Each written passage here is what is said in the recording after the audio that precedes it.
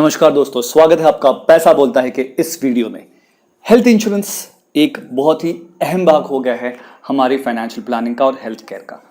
पर इस वक्त अगर आप मार्केट में देखें तो बहुत सारे प्रकार के हेल्थ इंश्योरेंसेस अवेलेबल है। इनमें से आपकी जरूरत के लिए कौन सा हेल्थ इंश्योरेंस सही है, ये जानना बहुत जरूरी है हेल्थ इंश्योरेंस में इन्वेस्ट करने से पहले। इस वीडियो में मैं आपको बताऊंगा 4 प्रकार के हेल्थ इंश्योरेंसेस जो आपको पता होने चाहिए नॉर्मल हेल्थ इंश्योरेंसेस के अलावा। ये 4 प्रकार के हेल्थ इंश्योरेंसेस कौन से हैं और इनमें आपको किस प्रकार का कवर मिलता है, ये आपके साथ मैं शेयर करूंगा इस वीडियो में। जो 4 प्रकार के हेल्थ इंश्योरेंसेस मैं आपसे इस वीडियो में शेयर करूंगा वो है critical illness health insurance plans, hospital daily cash benefits insurance plans, senior citizen health insurance plans और maternity benefits health insurance plans. Critical illness health insurance plans में आपको बड़ी बीमारियों पर कवर मिलता है। ये हमारे नॉर्मल हेल्थ इंश्योरेंस प्लान से थोड़ा अलग होता है। इसमें कुछ ऐसी बड़ी बीमारियां कवर होती है जो नॉर्मली आपके नॉर्मल हेल्थ इंश्योरेंस प्लान्स में कवर्ड नहीं होती, जैसे कि heart attack, strokes, cancer, kidney failure या कोई ऑर्गन ट्रांसप्लांट अगर आपको करना हो, इस प्रकार की बीमारियां इनमें कवर होती है। Critical illness health insurance plans में इंश्योर्ड व्यक्ति को पूरा अमाउंट कवर का लमसम में पे किया जाता है। अगर इंश्योर्ड व्यक्ति को किसी प्रकार की बीमारी डायग्नोज होती है तो पूरा का पूरा कवर अमाउंट उस व्यक्ति को पहले ही लमसम में पे कर दिया जाता है। ये मेन डिफरेंस होता है आपके नॉर्मल हेल्थ इंश्योरेंस प्लान में और critical illness health insurance plan में। ये प्लान आप एक तो स्टैंड अलोन प्लान की तरह ले सकते हैं जिसमें आप सिर्फ और सिर्फ critical illness health insurance plan ले रहे हैं, या आपके नॉर्मल हेल्थ इंश्योरेंस प्लान के साथ कंबाइन करके एज अ ऑप्शनल राइडर भी ले सकते हैं। इन दोनों में मेन फर्क ये होगा कि अगर आप इसे स्टैंड अलोन प्लान की तरह लेते हैं तो ये आपको काफ़ी कम कीमत में मिल जाएगा, जबकि आप इसे अगर आपके नॉर्मल हेल्थ इंश्योरेंस के साथ लेते हैं तो इसका प्रीमियम आपको दोनों मिलाकर ज़्यादा पड़ेगा। ये आपकी ज़रूरत पर निर्भर करता है कि आपको इसे स्टैंड अलोन लेना चाहिए या राइडर के रूप में लेना चाहिए। जब भी आप इसे स्टैंड अलोन के रूप में लेते हैं तो आपको इसमें ज़्यादा कवर मिल सकता है, जबकि अगर आप इसे राइडर के रूप में लेते हैं तो आपको इसमें कम कवर मिलेगा। कवर जो रहेगा आपके मेन हेल्थ इंश्योरेंस प्लान्स का एक छोटा सा भाग 50% या उससे थोड़ा ज़्यादा रह सकता है। इस हेल्थ इंश्योरेंस प्लान के लिए आप अगर 25 से 40 के एज के बीच हैं तो 1000 रुपये में आपको 2 लाख तक का कवर मिल सकता है। हर कंपनी के अपने रेट्स अलग होते हैं तो इसे आप जरूर चेक करिए, पर आप शुरुआत करने के लिए इसमें 1000 या 1100 रुपये से शुरुआत कर सकते हैं एक basic critical illness health insurance plan के साथ। इसमें कवर होने वाली बीमारियों की लिस्ट कुछ इस प्रकार है: heart attack, strokes, cancer, kidney failure, major organ transplant, paralysis और भी प्रकार की बीमारियां इसमें कवर होती है। हर कंपनी की अपनी लिस्ट अलग होती है बीमारियां कवर करने की, उसे आप जरूर चेक कर लें। क्रिटिकल इलनेस हेल्थ कवर में वेटिंग पीरियड एक ध्यान देने वाली चीज़ है। कुछ बीमारियां जो पहले से इंश्योर्ड व्यक्ति को है, जिसे प्री एग्जिस्टिंग डिजीजेस कहते हैं, उसके लिए एक वेटिंग पीरियड होता है जब आप हेल्थ इंश्योरेंस पॉलिसी निकालते हैं वहाँ से 4 साल का। कुछ ऐसी बीमारियां होती है जिनके लिए वेटिंग पीरियड 24 महीने मतलब 2 साल और कुछ के लिए 1 साल का होता है। इस वेटिंग पीरियड लिस्ट पे ज़रूर आप ध्यान दें। बाकी चीज़ों के लिए नॉर्मली वेटिंग पीरियड 30 डेज का होता है। Hospital daily cash benefit plans हमारे नॉर्मल हेल्थ इंश्योरेंस प्लान से थोड़े अलग होते हैं। इसमें आपका कवर कोई बड़ी लमसम अमाउंट ना होकर पर डे के हॉस्पिटलाइजेशन चार्जेस के हिसाब से होता है। इसे समझने के लिए एक उदाहरण लेते हैं।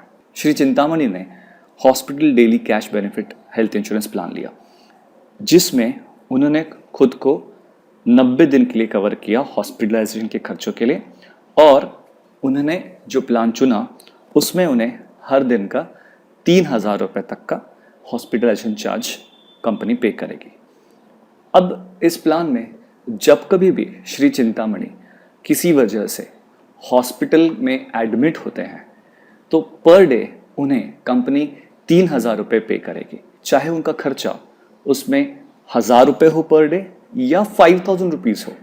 कंपनी उन्हें 5000 या 1000 रुपीज़ नहीं पे करते हुए जो फिक्स्ड अमाउंट है 3000 रुपीज़ वो पे करेगी हर दिन के हॉस्पिटलाइजेशन के लिए। क्योंकि श्री चिंतामणि का कवर 90 डेज़ का है तो उन्हें 90 डेज ऑफ हॉस्पिटलाइजेशन तक ये अमाउंट मिलते रहेगा कंपनी की तरफ से।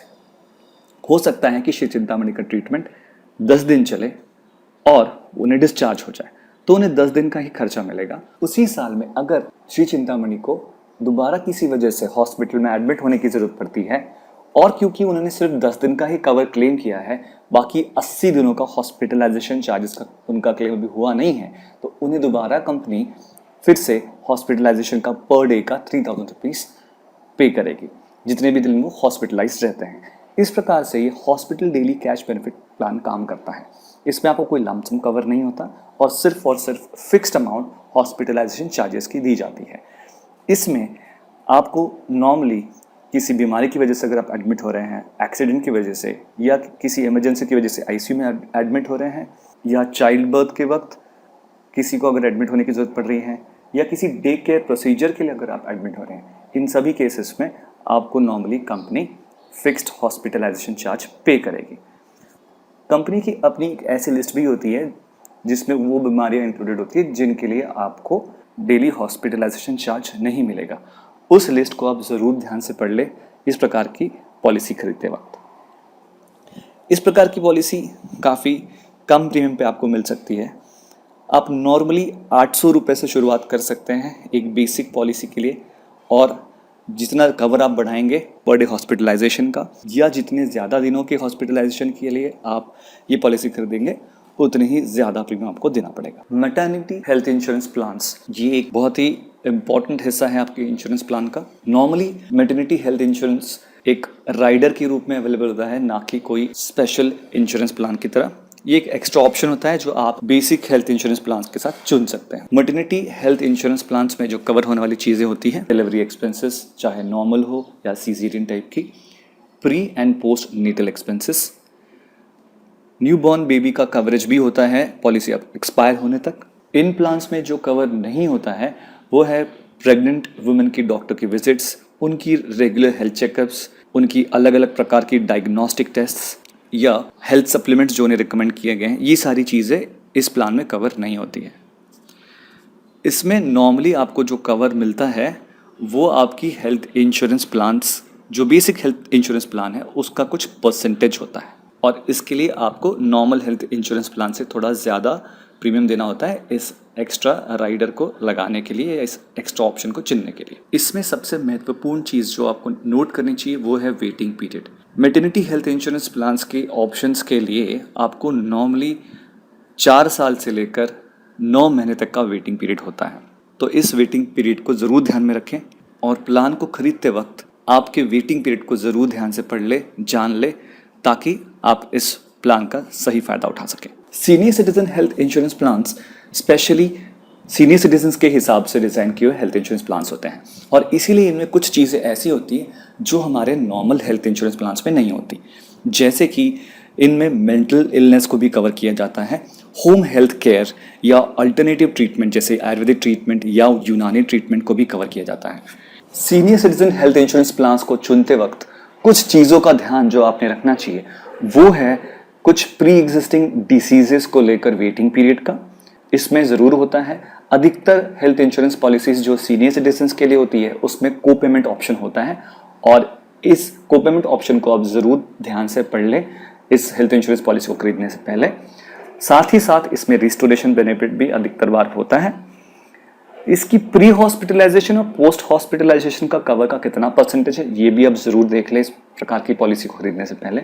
और एक चीज़ जो ध्यान में रखनी चाहिए वो है senior citizen health insurance plans में डे केयर हॉस्पिटलाइजेशन पे रेस्ट्रिक्शंस होते हैं, तो वो भी ज़रूर आप ध्यान रखें। Senior citizen health insurance plans थोड़े महंगे होते हैं हमारे नॉर्मल प्लान से, नॉर्मली क्योंकि सीनियर सिटीजन्स की एज काफ़ी ज़्यादा होती है और उन्हें डिसीजेस या बीमारियां होने के चांसेस ज़्यादा होते हैं, और इसीलिए ये हेल्थ इंश्योरेंस प्लान्स महंगे होते हैं।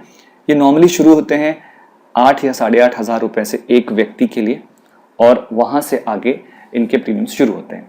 और इसीलिए हमेशा senior citizen health insurance plan खरीदने से पहले आपको इनमें से होने वाला फ़ायदा क्या होगा ये भी ज़रूर समझ ले, और उसके बाद ही इन्हें खरीदने का डिसीजन ले। ये 4 प्रकार के हेल्थ इंश्योरेंस प्लान्स जो मैंने आपके साथ अभी शेयर किए, ये हमारे नॉर्मल हेल्थ इंश्योरेंस प्लान्स के अलावा थोड़े अलग प्रकार के होते हैं, और ये आपकी ज़रूरतों के हिसाब से स्पेशली बनाए गए, स्पेशली डिज़ाइन किए हुए प्लान्स हैं। और इसलिए हमेशा कोई भी हेल्थ इंश्योरेंस प्लान खरीदते वक्त आपकी ज़रूरत को ज़रूर ध्यान रखें और उस मुताबिक आपके हेल्थ इंश्योरेंस प्लान का चुनाव करें।